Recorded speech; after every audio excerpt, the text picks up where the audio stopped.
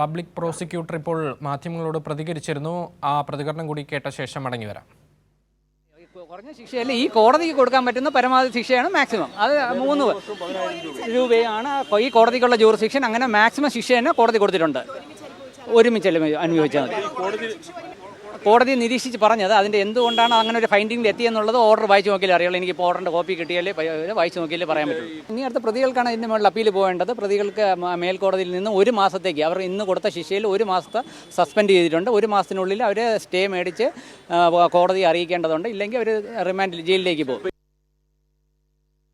നൃപൻ തുടരുകയാണ്. നൃപൻ, ഈ ശിക്ഷാവിധി കേൾക്കാനായി ആന്റണി രാജു കോടതിയിൽ എത്തിയിരുന്നു. ഈ വിധി വരുന്നതിന് മുന്നേ താൻ കുറ്റക്കാരനല്ല, നിരപരാധിയാണ് എന്നതാണ് ആന്റണി രാജുവിന്റെ ഭാഗത്തു നിന്ന് വന്നിരുന്ന പ്രതികരണം, അല്ലേ? തീർച്ചയായും. പക്ഷേ ഈ കോടതിയുടെ നടപടി രാവിലെ 10:45 11 മണിക്കാണ് കോടതി നടപടി ആദ്യ കേസായി പരിഗണിച്ചത്. കൃത്യം 10:45 തന്നെ ഈ കേസിലെ പ്രതിയായിട്ടുള്ള ആന്റണി രാജുവും ജോസും കോടതിയിൽ ഹാജരായിരുന്നു. ഇതിന്റെ ഉത്തരവ് വരുന്നതുവരെ ഇരുവരും കോടതിയിലുണ്ട്. ഇപ്പോൾ അവരുടെ ജാമ്യ ഹർജി പരിഗണിച്ച ശേഷം അതേ കോടതി തന്നെ ഇരുവർക്കും ജാമ്യം അനുവദിച്ചിട്ടുണ്ട്. ഇനി കോടതി മറ്റ് ജാമ്യ നടപടികളുടെ പ്രകാരമായിട്ടുള്ള പിഴയടക്കം കെട്ടിവെച്ച് കോടതി രേഖാമൂലമായിട്ടുള്ള സൈൻ ചെയ്യുന്ന അടക്കമുള്ള നടപടികളുണ്ട്. അതിന്റെ പ്രക്രിയകൾ മുഴുവൻ പൂർത്തിയാക്കിയ ശേഷം ആന്റണി രാജു പുറത്തേക്ക് വരും എന്നാണ് നമുക്ക് ലഭിക്കുന്ന വിവരം.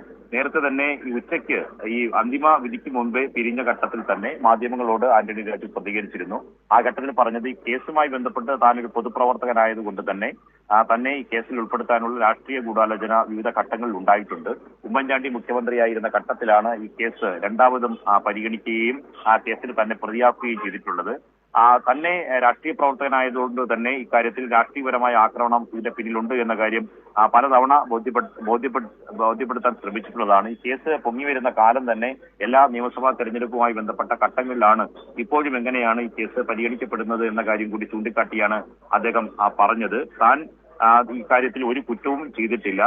താൻ ഒരു അഭിഭാഷകൻ എന്ന നിലയിൽ തന്റെ പ്രൊഫഷന്റെ ഭാഗമായി തന്നെ സമീപിച്ച ഒരു കേസിലെ പ്രതിക്ക് കോടതിയിൽ നിയമപരമായ സഹായം മാത്രമാണ് ചെയ്തത്. താൻ തൊണ്ടി മുതൽ മോഷ്ടിച്ചു എന്ന് പറയുന്നത് തനിക്കെതിരെ കെട്ടിച്ചമച്ച കേസാണ്. അന്നത്തെ അന്വേഷണ ഉദ്യോഗസ്ഥർ കെട്ടിച്ചമച്ച കേസാണ്. ഇത് തെളിവുകൾ സഹിതം കോടതിയെ തന്റെ വാദം പ്രതിഭാഗം അഭിഭാഷകർ ബോധ്യപ്പെടുത്താൻ ശ്രമിച്ചിട്ടുണ്ട്. പക്ഷേ കോടതിയിൽ നിന്ന് പ്രതികൂലമായ വിധി ഉണ്ടായിരിക്കുന്നു. നിരപരാധികളും ചില ഘട്ടങ്ങളിൽ കോടതിയിൽ ശിക്ഷിക്കപ്പെട്ടേക്കാം. അതുകൊണ്ട് ഇതുമായി ബന്ധപ്പെട്ട അന്തിമ വിധി വരുന്നതുവരെ കാത്തിരിക്കാമെന്നതായിരുന്നു അദ്ദേഹം രാവിലെ ഉച്ചയ്ക്ക് ഈ കോടതി 2:45 ചേരുമ്പോൾ അന്തിമ വിധി പ്രസ്താവം ഉണ്ടാകുമെന്നും പറയുന്നതിന് മുൻപായി ഉച്ചഭക്ഷണത്തിനായി പിരിയുന്ന ഘട്ടത്തിൽ ആന്റണി രാജു പ്രതികരിച്ചത്. അതിനുശേഷമാണ് കോടതിയുടെ അന്തിമ ഉത്തരവ് വരികയും 3 വർഷം പരമാവധി ശിക്ഷയും അദ്ദേഹത്തിന് വിധിച്ചിരിക്കുന്നത്.